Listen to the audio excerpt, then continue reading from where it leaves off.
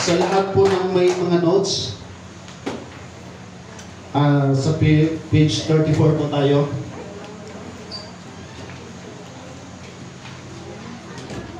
Ayan po yung topic natin. Page 34.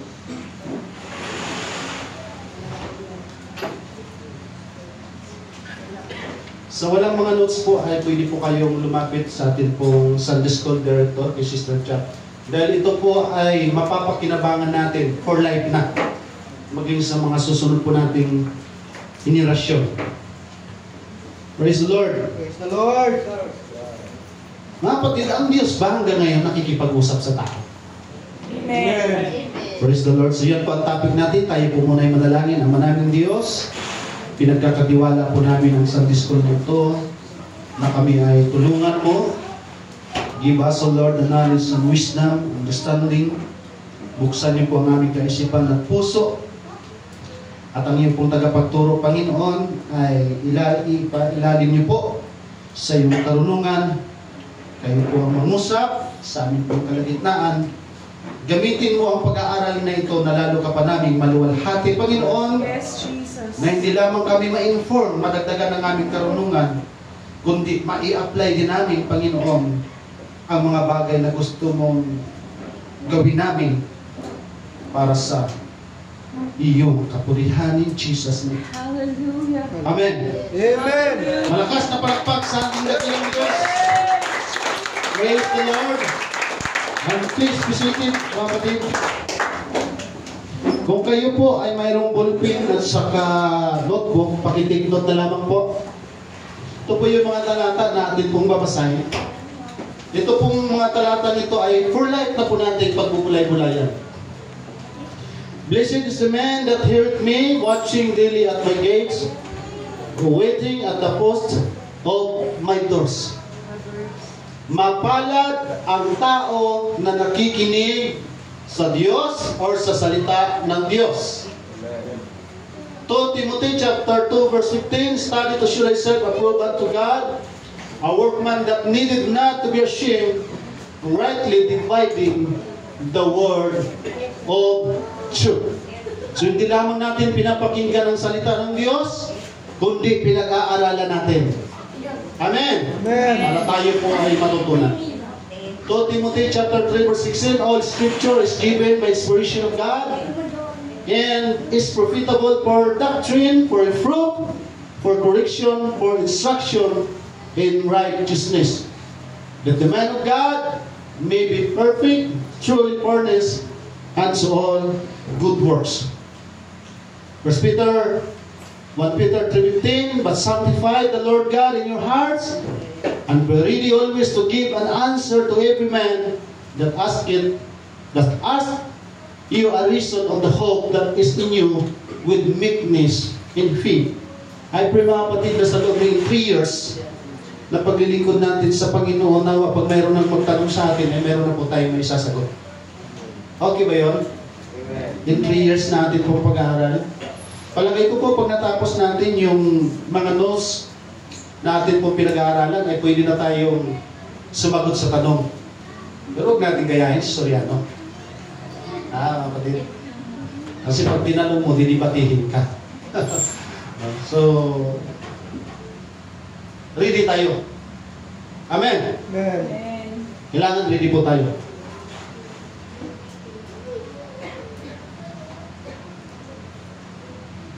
Now, ang salita ng Diyos ay nagtuturo sa atin mga kapatid na kaya pakinggan at pag-aralan. Yun ang purpose bakit tayo may tenga. Amen. At minsan madalas tayo na-distract sa mga bagay na naririnig natin sa ating paligid. Pero pag tayo nagpe-pray na proteksyonan tayo ng Panginoon sa ating pong pag-aaral, ay ma-absorb natin 10%, 20% ng ating pong pag-aaral.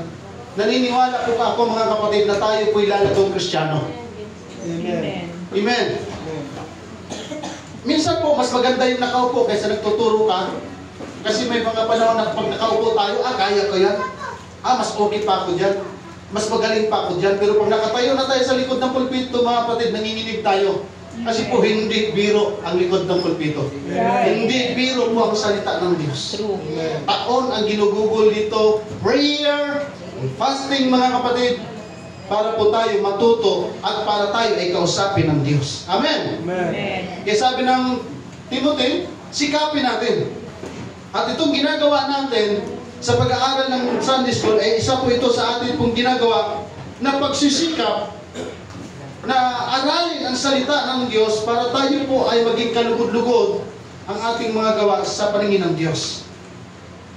At hindi lamang ito pinapakinggan, hindi lamang binabasa, ang salita din ng ating pong Panginoon ay hindi lamang sa pagtuturo, kundi sinasawata rin tayo. Sinasaway din tayo ng ating pong Panginoon. At magugulat tayo mamamaya in the long run sa ating pong pag-aaral, hindi natin namamalayan mga kapatid na kinakausap na pala tayo ng ating pong Panginoong Diyos. He talked to us privately. Ang Diyos ay gusto tayong kausapin sa pribadong pakikipag-usap. Gusto niya tayong kausapin ng sarilinan. At gusto niyang makipag-usap sa iyo at sa akin nang walang nakakaalam. Amen? So sa madaling salita, hindi na po natin kailangan tumawag pa tayo ng mga propeta, ng mga apostol, ng evangelist, ng teachers, ng pastor para kausapin tayo ng Panginoon. Amen. So bagay, wala pa naman ako narinig si Sir Beth na lumapit sa akin, Pastor, pwede ba kausapin mo ang Diyos para kausapin din ako ng Panginoon? Amen? Amen. Praise the Lord. Noong unang panahon, ang Diyos nakikipag-usap by His prophets, by evangelists, pastors and apostles, teachers. Pero ngayon mga kapatid, ang Diyos nakikipag-usap privately. At ito yung tanong. Maraming taong hindi nakakaalam na ang Diyos gusto makipag-usap individual. So sa atin pong paghimay-himay, sa atin pong pagtatalakay sa umagang ito mga kapatid, I pray na habang nakikinig tayo at nag-aaral ng salita ng Diyos, ang Diyos ay kumakausap na sa atin. Amen. Mararamdaman niyo po yan mamaya. Amen. Praise the Lord.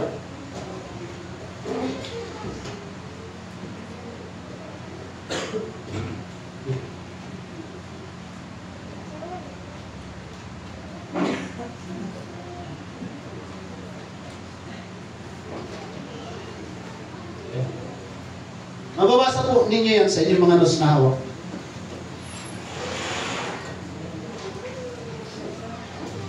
Nakarinig na po ba kayo ng tao or ng mga tao na tumatayo sa likod ng pulpito or kahit hindi man tumatayo sa likod ng pulpito na nagsasabi sa inyo, "Uy, Brad, sis, alam mo ba, kinausap ako ng Diyos."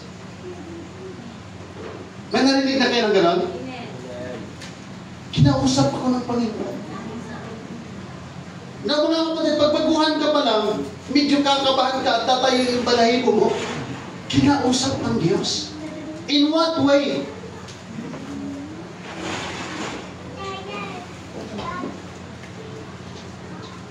Sa tingin niyo mga kapatid, bakit niya nasabi na kinausap siya ng Diyos? In what way? Dahil sa Bible, kung aaralin natin, ang Diyos hindi nagpapakita physically sa atin. Kasi mamamatay tayo. Amen. Dito mayroon na bang ganon? Taas lang po ang kamay. Meron na ba dito kinausap ang Diyos? Amen. Ay yung nakarinig ka na kayo nagsabi, "Ako ang Diyos." Yes. may narinig na kayong ganyan? Amen. Si Brother Wilkie, alam natin yan. No? Narinig natin dito yun, no? Tumahimik kayo, ako ang Diyos at makinig kayo sa akin.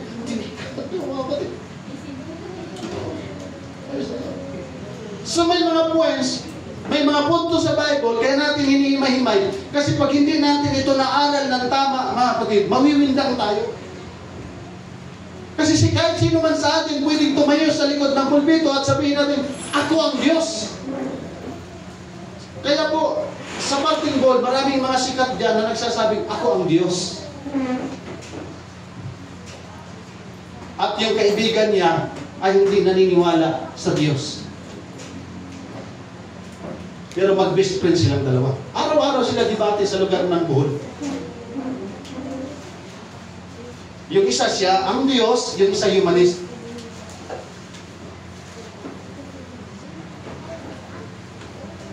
Pag yung sinasabing kinausap tayo ng Diyos, okay yun. Pero pag nagtayo tayo ng salita, ako ang Diyos, delikado yun. Amen. Kasi po maraming mga tao na pahamak doon sa mga nangangaral at nagtuturo ng salita ng Diyos na nagpapanggap na ako ang Diyos. Never tayo makabasa ng Bible na mayroon po mga evangelists, prophets, teachers, pastors, apostles na nagsabi, ako ang Diyos. Ngunit nagturo siya at itinuro niya sa kanyang mga alagad na ito ang sabihin mo sa kanila na ako ang Diyos, nakipag-usap sa iyo, ako si ganyan, ako si ganito.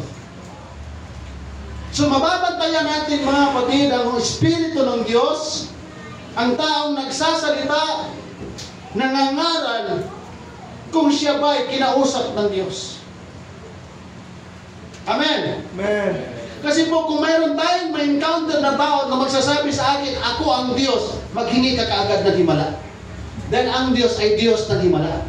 Amen. Dahil marami pong mga tao nagpapanggap na ako ang Diyos, pero walang nagagawang himala. Amen? Amen. Palagpakan natin ang ating pong Panginoon.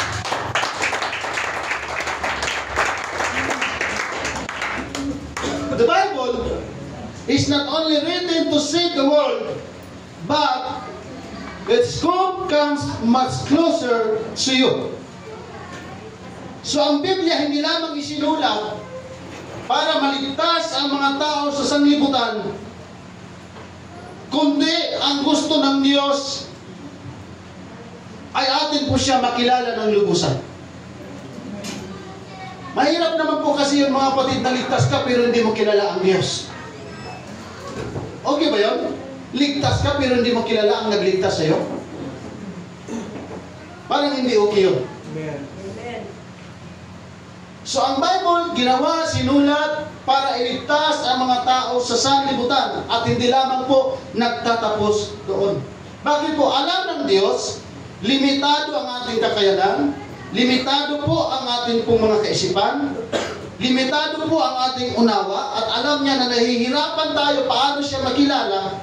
Kaya po ang Diyos ay gustong kausapin ka at kausapin ako in a private way para lubos natin siya makilala. Amen? Amen. At nawa sa pag-aaral natin mga kapatid ay madagdagan natin ang ating unawa at makilala natin ng lubos ang Diyos na atin pong pinaglilingkod. Dahil ang langit po ay napakalayo mula sa lupa at walang hagdanan na pwedeng imbintuhin para tayo ay makapagpanaog sa langit at makita natin physically kung sino ang Diyos at ano ang mukha ng ating pong Panginoon. Kaya magugulat tayo at maiiyak tayo mga kapatid sa sobrang kagalakan na ang mga taong makasalanan katulad natin ay hindi lamang pinagtiyagaan kundi binigyan ng malaking panahon at oras ng Diyos para patuloy tayong katukin at kausapin tayo personally ng ating pong Panginoon Diyos. Amen? Amen. So ang bawat salita ng Diyos, yung Bible mo at yung Bible ko ay nire-reveal, pinapakilala kung sino ang Diyos at ano ang ginagawa ng Diyos sa ating buhay at ano ang kanyang mga plano para sa atin. At yung personal na pakikipag-usap po niya sa atin. Ang Bible po ay maraming kayamanang nakatago. Hello? Amen. Kung kayamanan man lang ang pinag-uusapan, nasa Bible na lahat. Amen. Kung tutuusin, hindi na kailangan ng Diyos ni King Solomon. Hindi na kailangan ni King Solomon na makipag-usap sa Diyos. Dahil lahat ng bagay mayroon siya. Lahat ng yaman mayroon siya. Lahat ng pangangailangan mayroon siya. Mayroon pa nga nabuong kanta eh. Nasyaring Solomon, yung kanyang alagang pagong, di manicure pa. Yung kuko, yung layo, yung tiger. At mula sa kanyang pagkasilang hanggang sa mamatay, ay hindi magugutom si King Solomon sa kayamanan niya. Pero alam niyo ba mga kapatid, na hindi lubos na nasyahan, hindi lubos na nag-enjoy si King Solomon sa pagpapala na binigay ng Diyos sa kanya? Dumating sa punto sa buhay ni King Solomon, ang sabi niya, lahat ng bagay ay walang kwenta, lahat ng bagay ay walang halaga. Mga kayamanan na yan ay walang halaga. Bakit niya nasabi yun? Hindi pa ba sapat ang biyaya na binigay ng Diyos sa kanya? Sobra-sobra pa nga, mga kapatid eh. Pero anong sabi ni King Solomon? In Ecclesiastes chapter 12, ang sabi ni King Solomon, ito dapat ang tungkulin at gawin ng tao, ang maglingkod sa Diyos. Hindi tayo pinagbawalan magtrabaho at yumaman. Pero ang sabi ni King Solomon, yung kayamanan mo ay walang halaga yan. Ang mas importante na mayroon kang Diyos. Amen. Dahil walang kayamanan natin ang makikipag-usap sa atin. Ang Diyos ang pwedeng makipag-usap sa atin para i-guide tayo sa tama, mga kapatid. Dahil sa kayamanan natin, mapapahamak tayo. Kaya sabi ni King Solomon, ito ang wakas ng lahat ng bagay. Dapat ang tao ay matakot sa Diyos at maglingkod sa atin pong Panginoon. Bakit niya nasabi yun? Dahil si King Solomon ay kinausap ng Panginoon. Sabihin mo sa ikatabi, excited na ako. Para nataramdaman ko na kinakausap na ako ng Panginoon. Amen. Alam niyo ba mga kapatid, bakit sikat si Alexander the Great? Hindi dahil sa bantog siya sa kanyang pagiging hari na bata pa. Nagiging sikat si Alexander the Great nung ililibing na siya. Dahil ang bilin niya, kapag siya namatay at ililibing niya siya, ang gusto niyang magbuhat sa kanyang mga kabaong ay lahat ng pinakamagaling na doktor sa buong mundo. At nagtanong sa kanya yung isa sa pinakamalapit niyang tauhan, bakit gusto mo yung mga doktor na magagaling? Para ipaalala na kahit sino mang doktor na pinakabagaling sa buong mundo ay hindi pwedeng magdugtong ng buhay ng tao. And then, nakalawit yung kamay niya sa kabaong. Bakit gusto mo nakalawit yung kamay mo sa kabaong? Sabi ni Alexander the Great, para malaman ng tao na kahit gaano kakayaman, kahit gaano kasikat, kahit kinakatakutan ka, kapirasong kahoy lang ang paglalagyan mo. At habang dinadala siya sa libingan, ang pinakahuling bilin niya, na habang pinoprosesyon yung kanyang bangkay sa kalsada, yung kanyang mga tauhan ay maghahagis ng pera sa kalsada hanggang papunta sa libingan.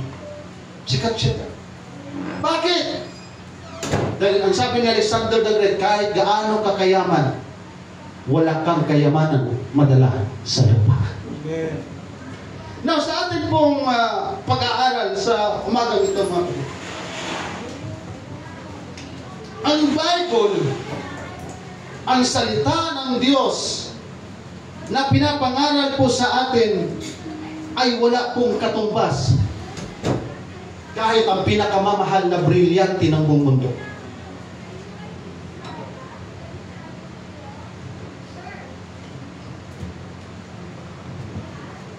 Kung mayroon tayong ganyan kalaki dalawang brilyante, mga kapatid, mayaman na kaya tayo? Ha? Amen. Yaman tayo.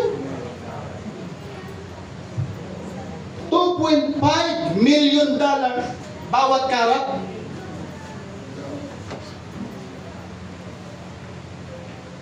Pangalawa, yan ang pinakamahal. Matatagpuan sa lugar ng Burma. So yung mga yan ay ginagamit sa paggawa ng alahas dahil yan po ay mayroong nagtataglay ng pambihirang kagandahan. Pero yung dalawa na yan, mga kapatid, gaano man sila kamahal at kaganda, hindi nila matutumbasan ang kagandahan na nakasulat sa Bible mo at sa Bible ko. Dahil yung dalawang yan, walang magagawa para sa iyong kaluluwa at sa aking kaluluwa. Pero yung salita ng Diyos, yung ating pong Panginoon na nakipag-uusap sa atin ngayon, amen, yung salita niya ay pinaparating sa atin. Huwag nating paliwalain ang Sunday School, huwag nating paliwalain ang devotion, huwag nating paliwalain ang Word of God, huwag nating paliwalain ang pakikipag-usap ng Panginoon, because it is the very important thing in the whole world. Wala nang katapat ito. Right. Amen. Kaya sayang yung salita ng Diyos na hindi natin napapakinggan at naaabutan. Lahat ng mga lit, sabi, praise the Lord. Praise the Lord. Thank you. At least tapat tayo mga kapatid. Praise the Lord. Wala namang nape-perfect sa simbahan eh. Mayroon at mayroon talaga yan. Ang mahalaga, nakarating tayo sa pananampahan. Hallelujah. Sabihin mo sa inyo katabi, kamayan mo mga kapatid, tagliran, harap, likuran. Sabihin mo sa kanya, congratulations. Congratulations. Bakit congratulations? Dahil nakakausap natin ang Diyos kahit hindi natin siya nakikita physically. Maraming tao ngayon sa iba't ibang panig ng mundo, wala silang panahon para kausapin ang Diyos. Pero ikaw at ako nandito, hindi nagsasayang ang oras ng Panginoon. Espesyal ang oras na binigay niya para sa iyo at sa amin, para kausapin tayo in private. Hallelujah! Kahit sino man tumayo dito at tagapakinig at kumaparin, nagre-response ako. Amen. Amen. Dahil napakahalaga ang salita ng Diyos. Dahil ang salita ng Diyos, yun ay yung pakikipag-usap ng Diyos sa atin. Amen. Amen. Amen. Praise God. At ito po yung isang napakagandang, sino po dito nanonood sa mga Discovery Channel? Di ba pag nakapanood ka sa mga ganun, marami ka mga nadidiscovering mga bagay na nakatago sa iba't ibang panig ng mundo? Na mamamangha ka na mayroon pala. Ganon din sa Bible. Nakakamangha ito, para kang nag-travel around the world. Mula nung pasimula hanggang sa huli. Imagine natin, magbasa tayo ng Genesis chapter 1. At ini-emphasize, binivisualize natin yung mga kapatid. Parang bumabalik ka sa unang panahon. Yes, God. Amen. Hallelujah. Habang patuloy nating binabasa ang Bible, ay mauunawaan natin yung mga nangyayari noon at mga nangyayari ngayon. Amen. Maraming mga tao, mga kapatid, hindi alam yung hula. Yung mga hula na natupad. Yung mga propesya na nasulat sa Bible, maraming tao walang kaalam-alam. Pero ikaw at ako, nalaman natin, bakit? Kinausap ka ng Diyos. Kinausap tayo ng Panginoon. So pag tayo pala nagbabasa ng Biblia, tayo'y nakikipag-usap sa Diyos. Amen. In the beginning was the Word, and the Word was with God, and the Word was God. Parang hindi pa kayo kumbinsido na kinakausap kayo ng Panginoon. Amen. Praise God. Amen. Amen. Kasi po, habang tayo po ay nakikinig sa salita ng Diyos, ay mararamdaman natin na ang Diyos talaga ang nagsalita sa atin. Kaya di ba bawat tayo sa likod ng pulpito sa mga taong ginagamit, Panginoon, ikaw ang maluwalhati, Panginoon, ikaw ang makita, Panginoon, ikaw ang dapat marinig. Tama? Amen. Bakit yun ang prayer natin? Kasi kung tutuusin mga kapatid, kahit professionals tayo, kahit marami tayong degree na narating, pag tumayo tayo sa likod ng pulpito at hindi salita ang Diyos ang pinag-uusapan marahil, ay baka makakatulog tayo. Sasabihin natin, walang kabuluhan ang atin pong pinag-uusapan. Pero tingnan niyo po, may mga taong sa likod ng pulpito na tumatayo, na minamaliit noon at pinagsasabihan, walang kinabukasan. Pero pag tumayo sa likod ng pulpito at kinamit ng ating pulpito, magugulat ka. Bakit niya nasabi yun? Ang totoo, instrumento talaga tayo ng Panginoon. Pero ang Diyos talaga, ang siyang may direksyon na nakikipag-usap through His Holy Spirit. Amen.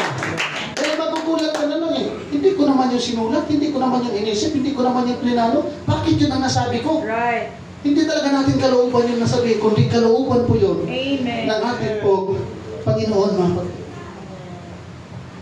Sabi mo sa iyong katabi, boring ba ang salita ng Diyos? Nakakaantok ba ang salita ng Diyos? Nakakatamad ba ang kausap ang Diyos? Boring siya, hindi. Hindi. Nakakatamad ba siyang kausap? Hindi. Hindi po. Talaga mga kapatid, Amen. dapat lang, hindi boring, hindi nakakatamad, hindi nakakaantok, nakausap ang Diyos, dahil kapag ang Diyos kausap, hindi sinungaling ang ating Panginoon, mga kapatid. Hallelujah! Hindi tayo bumulahin ang ating Panginoon. At napakasarap po niyang kausap. Amen! Amen. Kaya special na time palagi ang ilaan natin sa Kanya. Sabi mo siya katabi, sa susunod na linggo, makita mo, hindi na ako maliliit. Devotion pala. Sabihin mo, Amen. kulitin mo siya, tandaan mo yung mukha ko. Sa linggo, devotion pa lang, dito na ako. Dahil masaya pa lang kausap ang Panginoon.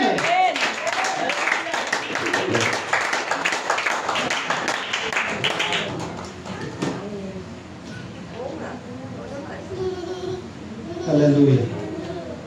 Sa pagtanong mga kapatid, sa lakaran, alin ba ang mas magandang dalhin or exciting na dalhin? Cellphone or Bible?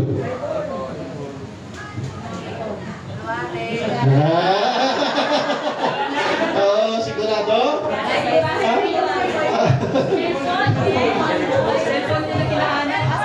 Di ba rin maiwan ang Bible? Huwag lang ang cellphone. Ha? May Bible daw sa cellphone. Ah, may Bible sa cellphone. Matalino talaga tayo. Lusot pa rin mga kapatid. Hallelujah. Masaya pag dala-dala natin ang salita ng Diyos. Amen. Kaya sa sasakyan mga kapatid, mayroon akong dalawang Bible. Yung bag ko na maliit, mayroon pa rin Bible yan. Praise to God.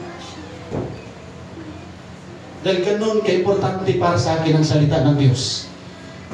Dahil kung hindi ako kinausap ng Diyos, kung hindi kayo kinausap ng Diyos, wala tayo dito. Amen. Anong gagawin natin dito? Pero kinausap ka ng Diyos, kinausap ako ng Panginoon, kaya ka nandito, kaya ako nandito, dahil pinagpala tayo ng Panginoon, dahil sa salita ng Diyos, binago tayo, sa salita ng Diyos, pinagpala tayo, dahil kinausap tayo ng Panginoon, ligtas na tayo. Palakpakan natin siya.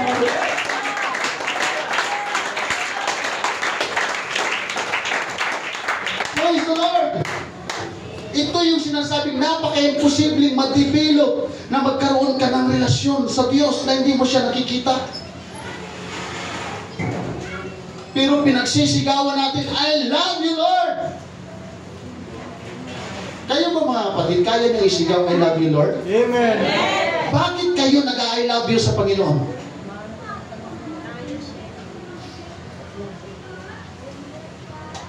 Kasi mahal natin siya. Tama? Amen. Nag-I love you nga tayo sa aso't pusa, sa Diyos pang kaya, mga kapatid. Amen. Amen! Amen. Hallelujah! Kasi po, makikita natin, pag habang kinakausap tayo ng Panginoon, makikita natin yung direksyon ng buhay na gusto makita sa atin ng Panginoon. Kaya in Matthew chapter 5, chapter 7, chapter 6, chapter 8. Wow!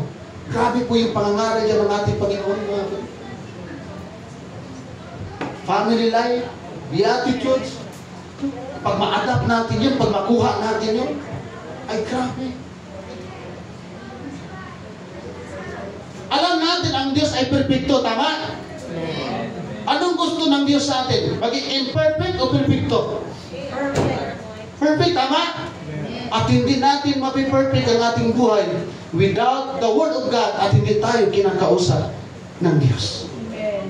Alam niyo po, kung ikukumpara ang buhay natin ngayon sa Book of Acts, sa mga Kristiyano sa Book of Acts, kaya tama yung sinabi ni Sister Chat, pag nabasa natin yung 20th chapter ng Book of Acts, mga kapatid, mangingilabo tayo dyan eh. Magliliit tayo sa atin po mga sarili. Bakit? Kasi yung mga Kristiyano po sa Book of Acts, hindi nila nakausap pa ang Panginoon lahat sila physically. Pero dahil sa kanilang pakikinig sa salita ng Diyos, ang pakiramdam nila, hindi lamang sila nakikinig, kundi kinakausap sila ng Panginoon. Alam niyo po ba yung mga Christians nung Book of Acts? Nagbibinta sila ng kanilang mga ari-arian para lang sa gawain ng Panginoon. Lupa pa ang kanilang binibinta. Anong gagawin sa binta ng lupa? Para may pambili ng tinapay. Bakit kailangan may tinapay? Dahil araw-araw sila, hindi man sa templo, sa bahay-bahay, nagtitipon sila dahil sa salita ng Diyos. Dahil every time na nagbabasa sila at nag-Bible study sila at nag-aaral sila, ang nasa mind nila, ang Diyos mismo ay nakikipag-usap sa kanila ng personal. Amen. Kaya ka sumisimba, kaya ako sumasamba. Dahil ako'y naniniwala, ang Diyos nakikipag-usap sa atin ng personal, mga kapatid. Amen. Amen! Hallelujah! Bakit nangyayari sa kanila yun, sa atin ngayon hindi? Bakit excited sila araw-araw? Ngayon hindi, mga kapatid.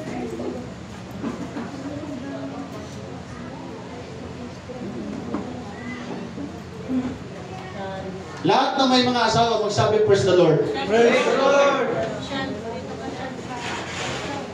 Alin po ang mas masarap kausap? Ang asawa o ang Diyos?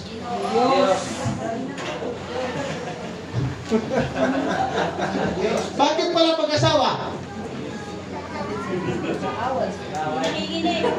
Alam niyo po, totoo yan. Magmaritis tayo saglit. No? Bakit kaya ang mag-asawa sa loob ng isang araw? Ang ganda ng pag-uusap, pagtataka mamaya, mag-aakaway. Why not that, no?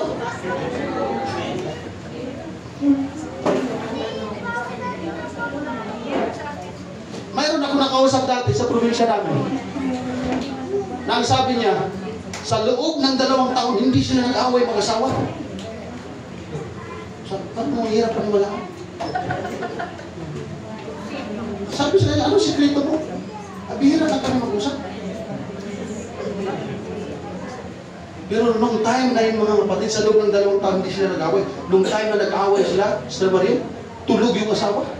Inipon lang pala. Inipon lang pala sa loob ng 2 taon. 2 pa na, tulog yung asawa.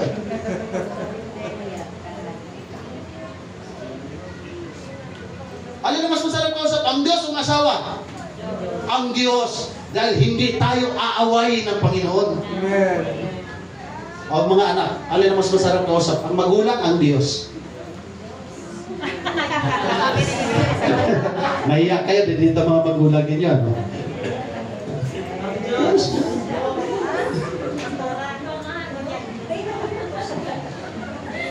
Kaya pag nakita natin yung ating mga anak, yung ating mga magulang na umiiyak, na nananalangin, pabayaan natin. Dahil nakikipag-usap sa Diyos yan in prayer. Amen. Amen. Yes, God. Pag wala kang masahin, pag wala kang pera, kausapin natin ang Diyos. Magugulat tayo kahit wala tayong pera, masaya tayo, mga kapatid. Dahil ang Diyos na ating pinaglilingkuran ay Diyos of encouragement. Amen. Mayroon kasing dalawang klase encouragement eh. Mabuting encouragement at masamang encouragement. Yung mabuting encouragement, kahit mabigat ang iyong pinagdadaanan, i-encourage ka ng Panginoon. Magpatawad ka, magtiis ka, magpakumbaba ka. Yung masamang encouragement, pag binubulong ng demonyo, para matapos ng problema mo, sige, lasunin mo, sige, patayin mo, sige, tanggalan mo preno sa sakyan, sige, ipag-pray mahulog, ipag-pray mabangga.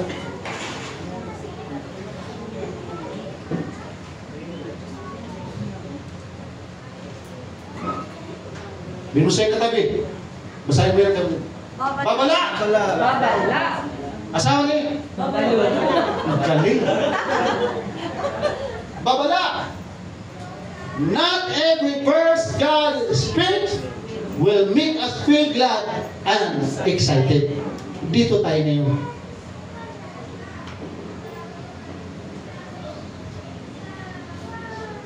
Nakaranas na ba kayo ng kurente ng malakas tapos napapa-ouch ka? Ouch! Mapapaaray ka. Tama ba yun, mga kapatid? Amen. Sa susunod na atin pong pag-uusapan, ang salita ng Diyos. Pag tayo'y tinatama at tinutuwid, kinukurik ng ating pong Panginoon, maniwala man tayo sa hindi, mga kapatid, para tayo'y binabalatang buhay. Nakakita na po kayo ng taong binalatang buhay? Nakikita tayo yung sa mga sundalo nung mga amusayang pa yun ang pinugutan ng ulo. Grabe sila no, kumakanta pa. No? Viral yun eh. Security pa ko dati, no? Brother Jimmy. Tuwang-tuwa sila habang pinupugutan ng ulo. Parang baro. Pero okay lang yun kasi pag napugutan, patay na eh. Pero yung babalatan kang buhay, tapos palalakarin ka ng asin.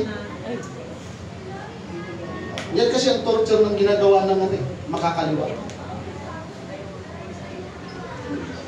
Hirap, no?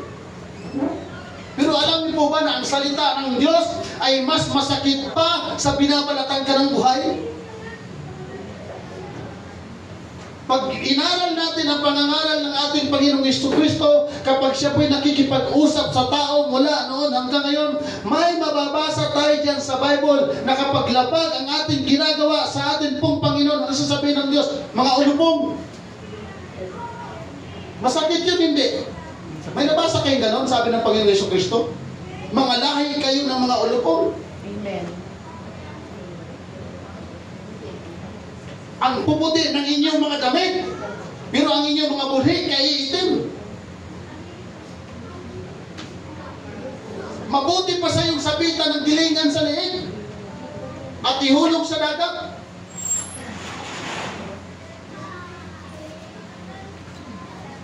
Masakit yun, mga kapatid, hindi? Masakit.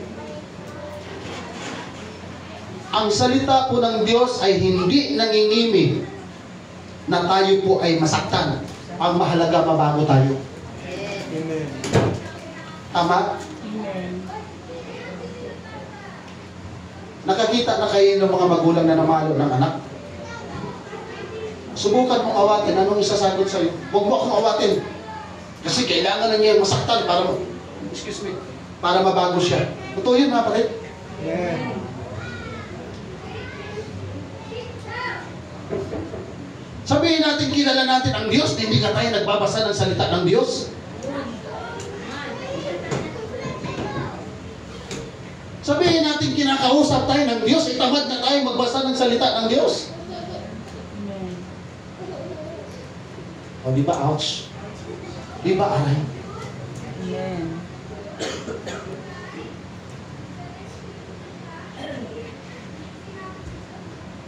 Kilala natin ang Diyos, pero hindi tayo nananalangin sa Diyos.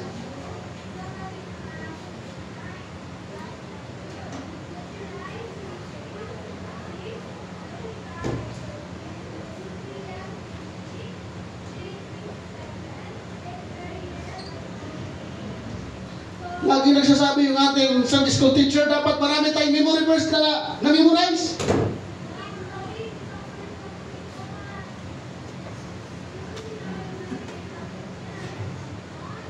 Sino ba dito 5 years pataas? Oh, wala talaga magkat. Ay, yan. Mayroon na po ba ditong 70 years pataas na naglingkod sa Panginoon? Pakimemorize po ng 10 lang. Yung 70, 60 years pataas. 10 memory verse lang po. Di ba? Parang ganyan tayo, kapatid. Imbis pa ganyan.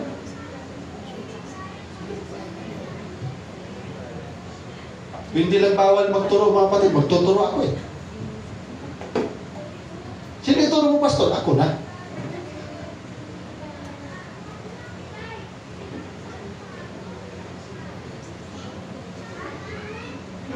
Kasi po madali sabihin ka, okay, nausap ako ng Panginoon. Ang tanong, yun ba ay natago sa Panginoon? Alam ng Diyos na sa loob ng isang linggo, ilang beses lang tayo manalangin. Alam ng Diyos na isang linggo kung nagbuklat pa tayo ng Bible natin o hindi. Ni sa online prayer meeting nga, hindi tayo nakaka-attend. Tapos kausap natin ang Diyos, masayang kausap ang Diyos.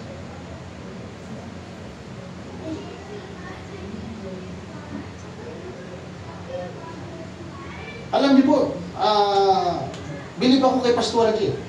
Pasensya ng Pastor. Sa GC nila, lagi silang nagpapaalala. O mga kapatid, online tayo mamaya, ganito tayo, online. Kahit 4 lang tayo. Go. Nagtataka ako sa patience niyo. 60, 50, 40, pagdating ng Sunday, pagdating ng online, ilan lang? Hindi ba natin nababasa ang mga announcement, kapatid? Oh, come on, somebody.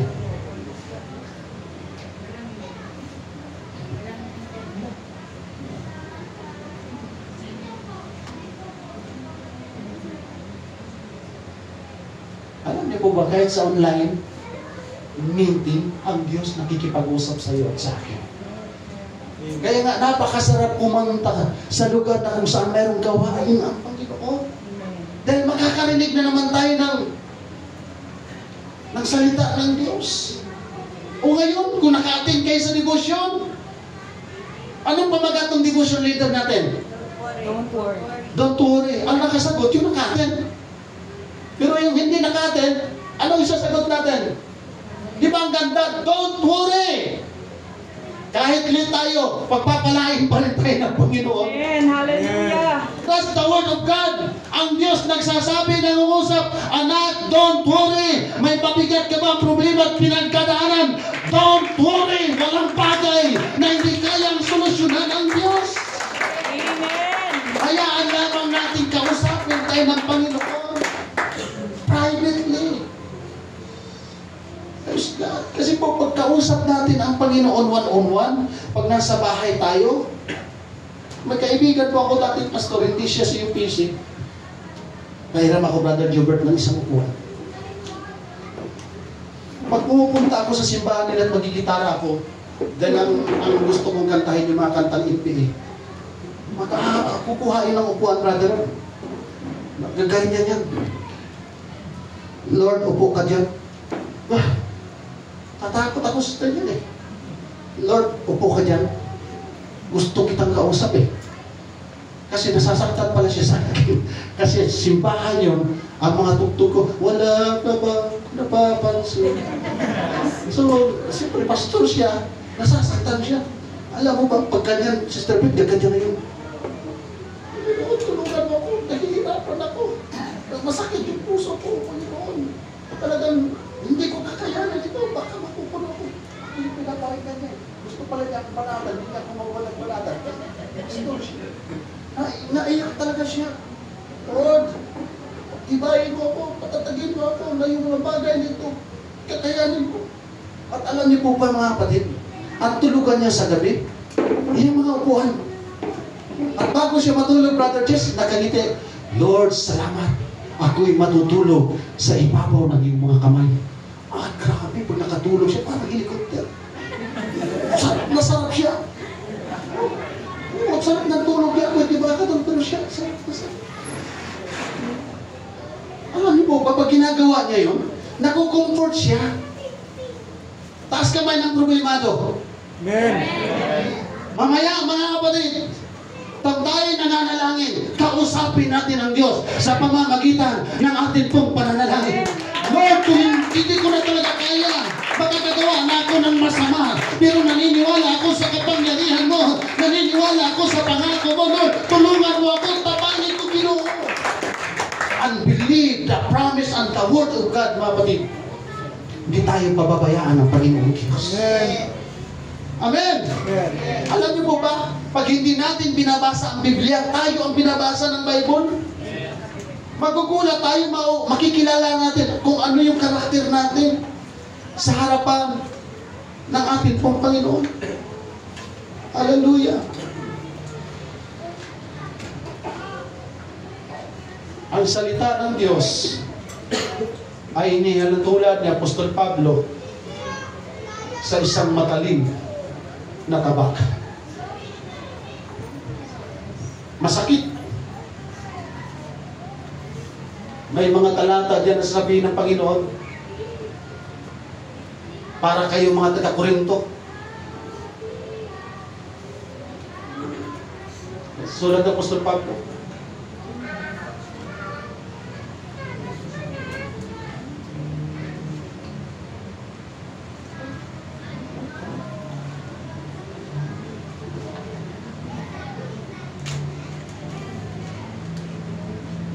May nahiwa na po ba dito ang kamay mga kapatid sa kutsilyo? Anong naramdaman natin nung nahiwa tayo? Di ba masakit?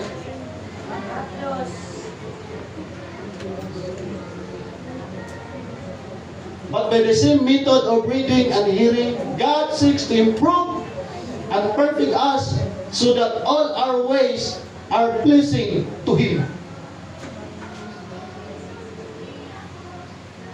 Sabi ng Bible, pag hindi ka magtatapat, nagnanakaw ka. Magandang salita ba yun? Di ba aray yung salita? So, ang salita ng ating pong Panginoon na ating nababasa at napapakinggan, na tila baga kulang na lang banggitin ng ating pangalan, parang sinasabing, ako talaga yung tinutumbok ni Pastor eh. Ako talaga yung pinagpatamaan ni Pastor eh. Kulang na lang banggitin yung pangalan tayo, kaya ako at isigaw ko yung pangalan ko. Pero kaya pala yan pinapahintulot ng Diyos, mga kapatid, kapamaraanan ng ating pong Panginoon pag kinukulit tayo dahil ang gustong makita sa atin ng Panginoon, maging perpekto ang ating paglakad, pagsunod sa palatuntunan ng ating pong Panginoon Diyos. Amen. Kasi po, kung linggo lang ang ating pong pagbabasihan tungkol sa salita ng Diyos, marami tayong mamimiss, mga kapatid. Pero kung araw-araw, mayroon tayong inilaang oras. Si George Mueller, kung hindi ako nagkakamali, 100 times niyang beses nabasa ang Bible ng paulit-ulit. At si George Mueller ay isang napakabising tao. Mayroong isang German pa yan, memorize niya ang Matthew to Revelation.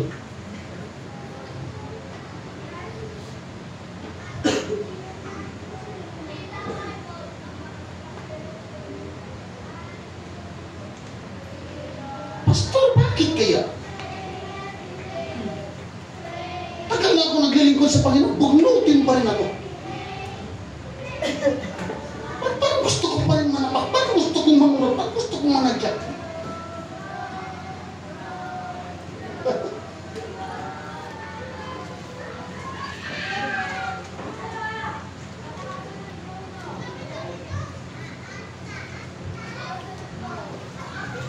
Bago tayo magtapos, mga kapatid, huwag tayong manghinayang ng oras na magkipag-usap sa ating pong Panginoon.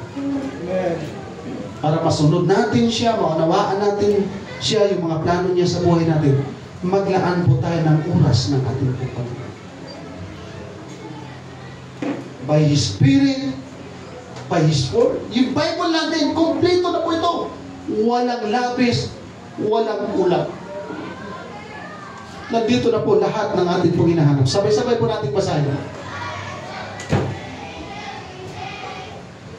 For the word of God is Quick. and powerful and sharper than any two-edged sword, piercing even to the dividing asunder of soul and spirit, and of the joints and marrow, and is a discerner of the thoughts and intents of the heart. Tayong lahat may isip at may iniisip, lahat ng ating pag-iisip, alam ng Diyos. Yung ating puso, maraming laman yan. At alam ng Diyos kung ano ang nilalaman ng ating pong mga puso. May mababasa ka sa Bible, mga tamad. Masakit ba yung salitang tamad? Hindi. Masakit yun, mga tamad.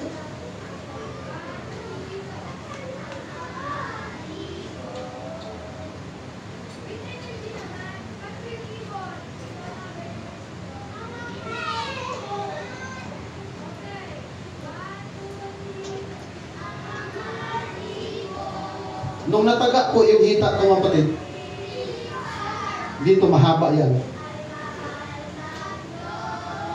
Halos tumama sa buto. Ang sakit. Yung tuhod ko mga kapatid, nataga, biyak to. Sakit. Pero hindi nakatagos sa buto. Pero yung salita ng Diyos, hanggang sa kaluluwa, tagos sa buto. Amen.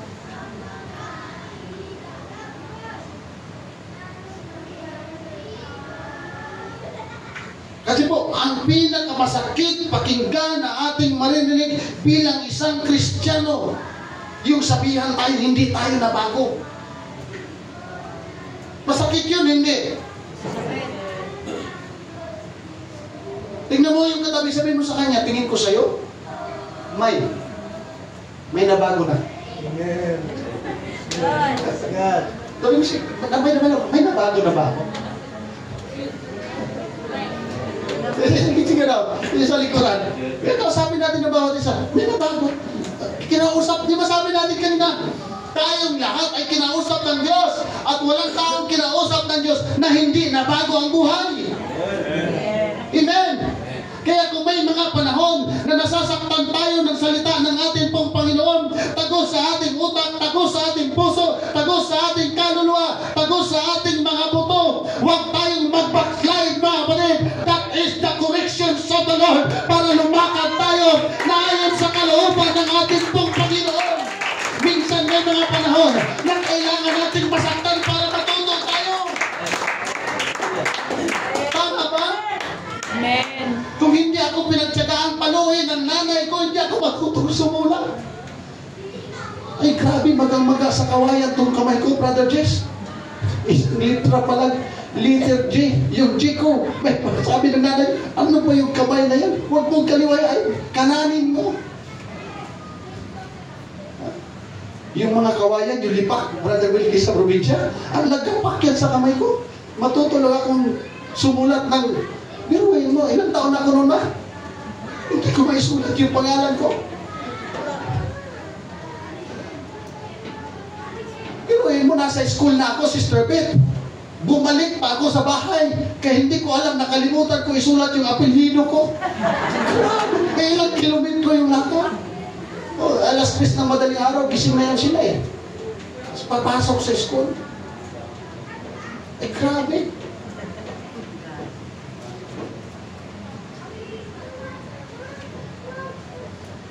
Pagdating ng graduation, sabi ng papa ko, tuwan-tuwa. Okay na, naka-75. Para si Lolo Digong, okay na yan, 75. Pero salamat sa Diyos na may mga salita ang Diyos na masakit sa atin. Kinakausap tayo na minsan masaktan tayo, mga kapatid. Dahil gusto na Diyos, gusto ng ating Panginoon na maging perfect ang ating pong pagsunod sa Kanya. Amen! Amen. Yes. May nababago sa mga buhay natin sa bawat pakikipag-usap po natin sa ating po dakilang Diyos. Bakit kailangan natin siya makausap? Dahil ang salita ng Diyos ang siyang magbibigay po sa atin ng tamang direksyon. Tama ba? Yes. Kung tayo mga magulang hindi naglingkod sa Diyos, walang tamang direksyon ng ating mga anak. Baka hindi pa nakapagtapos ng degree ang ating pong mga anak. Kasi mayroong mga magulang na magsasabi, anak, lalo na yung mga hindi naglilingkod sa Panginoon, huwag ka na mag-aral, gastos lang yan, pagod lang yan. Mag-aral ka naman dukot. Totoo yung mga maraming gusto magpaaral sa akin, kinakausap ako ng para makapagtapos ako, ayaw ko. Kaya nakaranas ako ng trabaho sa nabutas na ang trabaho namin kung saan kami kumakain, doon kami natutulog sa ibabaw ng basura. Kaya humihili ka, katabi mo ang mga uod. Eh, wala magtatanggap sa atin sa opisina. Eh, wala man tayo na natin. Sa akala ba natin mga kapatid, makakapasok tayo sa langit pag wala tayong alam na salita ng Diyos? Makakapasok ba tayo sa langit pag hindi natin kilala ang Diyos? Makakapasok ba tayo sa langit pag hindi natin kinakausap ang Diyos? Kaya nga, napakabuti ng ating Panginoon. Di mo ba? Amen. Hindi tayo kayang pang-aksyahan ng panahon ng presidente para makausap tayo. Pero ang Panginoon, araw-araw, nagbibigay ng oras na gusto tayong kausapin ng ating pong Panginoon. Mayroon pong pakinabang kung tayo po'y nakikipag-usap sa Diyos. Kaya itong Word of God, itong mga notes na ito, mga kapatid, habang buhay na ito, naginto ang higit pa sa ginto ang pakinabang natin dito. Dahil itong pinag-aaralan natin, hindi tayo sa impyerno dadalhin, kundi sa Diyos tayo, sa presensya tayo ng Diyos dadalhin. Amen. Amen. Kaya napakasarap kausap ang Panginoon. Hindi tayo ililigaw ng ating dakilang Diyos. Amen. Amen. Praise the Lord. Mayroon po ba dito hindi pa na-bautismo, hindi pa na-baptize? To God be the glory, lahat na-baptize. Bakit mo tinatanong, pastor? Kasi po, may inutos sa Panginoon Jesucristo na kailangan natin mabautismohan. Eh paano, pastor, kung ayaw kong magpabautismo? Kasi nabinyagan lang ako. Ako din, nabinyagan mga kapatid. Pero bakit ako nagpabautismo? Kasi sa Bible, walang binyag, ang mayroong bautismo. Kaya sabi ng Marcos chapter 16, ang sumasampalataya at mabautismo maliligtas. Ang hindi sumasampalataya, mapaparusahan. Kaya lagi po natin tinuturo ang plan or way of salvation ng ating pong Panginoon. Amen? Amen. Hindi po sapat na may religion tayo. Hindi po sapat na sumasamba tayo pero hindi natin kinakausap ang Panginoon. Kaya wag natin sayangin sa oras na ito, mga kapatid, sa araw na ito, yung time na pwede tayo makipag-usap sa atin pong Panginoon. Amen. Amen. Praise the Lord. Praise the Lord. Hallelujah. Dahil habang kinakausap natin siya, nakikinig ang atin pong Panginoon. At kung mayroon man tayong pinaka-the best na maging kaibigan, ang Diyos na yun. Amen. Amen? Amen. Ganda ng topic. It talks to you privately. Yan po ang layunin ng Diyos. Yan po ang layunin ng Bible. Hallelujah. Paano po tayo nakakasigurado na mayroon po tayong koneksyon sa ating pong Panginoon?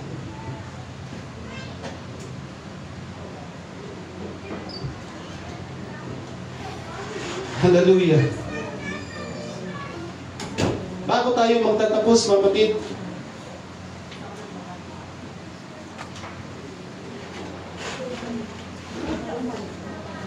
kung si Moses, si Abraham, si Jacob,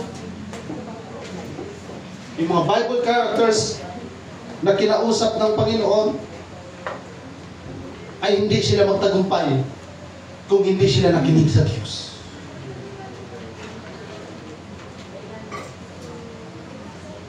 Walang gumaling sa Bible na hindi kinausap ng Diyos. Amen.